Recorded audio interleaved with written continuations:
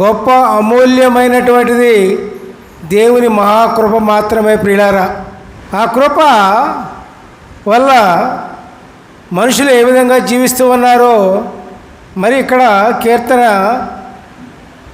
36వ అధ్యాయము 7వ వచనంలో చూద్దాం.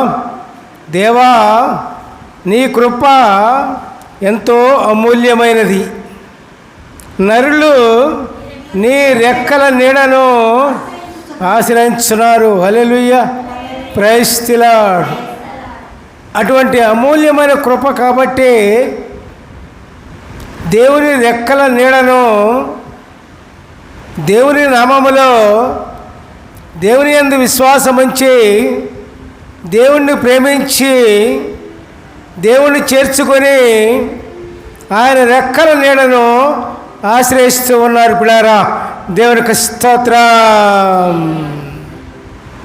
అటువంటి మహాకృప మన దేవునిది. అటువంటి మహాకృపను మనం గుర్తు తెచ్చుకోవాలి పిల్లారా.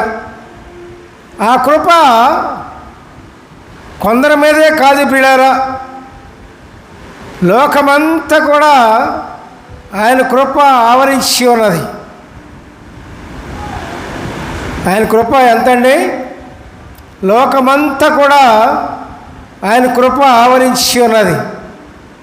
అదే కీర్తనాకారుడు చెప్తాడు 33:5లో, ఆయన నీతిని న్యాయమును ప్రేమించున్నాడు, లోకము యెహోవా కృపతో నిండి ఉన్నది. హల్లెలూయా, ప్రైజ్ ది లార్డ్.